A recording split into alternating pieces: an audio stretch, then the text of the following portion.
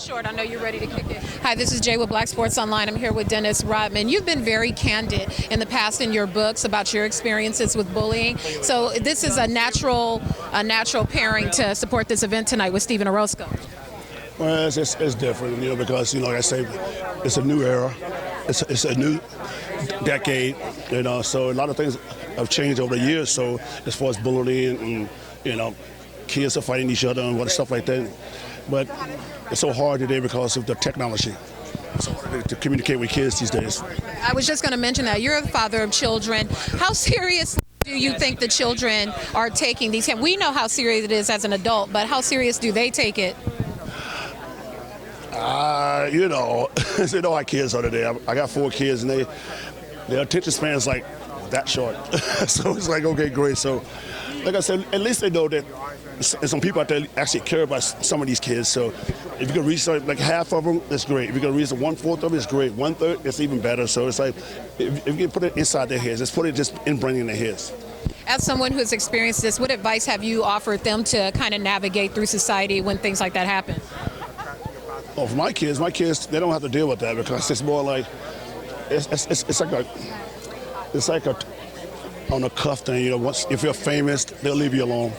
But if they weren't famous, I think they probably had a certain kind of problem right there. But I think sometimes they probably get involved with some mouth-to-mouth conversation, and I always tell my kids, just walk away, just keep your head up, and just everything ain't always like that. Just keep it positive.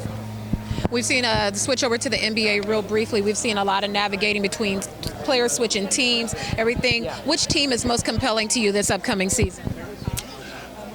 I wouldn't even thought about it. All I got to do is call my kid. He'll tell me everything and stuff like that. So it's different, man. It's different because players are not loyal anymore. Their loyalty is pretty much gone. It's all about the money. It's all about the money and da-da-da-da now. So it's like, I really don't care who wins. I wish Chicago win again, but who knows? They're talking about Golden State and Cleveland, so those are 2 teams right now. And lastly, before you head in, you've been very active in politics during your career and after your career. We see you different places. Well, we'll call you an ambassador. Oh, okay, an ambassador. That sounds good. With the recent silent protests with Colin Kaepernick, Brandon Jennings, and other athletes, would you take the same stance by kneeling during the anthem, or how would you approach that if you were an active player right now? I wouldn't. I'll stay away from it. I stay away from it because, it's always it could be a negative or it could be a positive, but I've never really stand for trying to be an advocate about politics and stuff like that. I leave that up to those guys. If you want to do it where you have a really good, strong foundation cause-wise. Don't just do it because you felt that you had the necessary means to go out there and say, oh, I don't want to do this. Oh, come on, man. Go play sports. Go play sports, baby, and that's what you get paid to do. All that money to play sports. So that's it. That's all. And what's the last thing you Googled? I don't even know how to do that. Thanks, Dennis.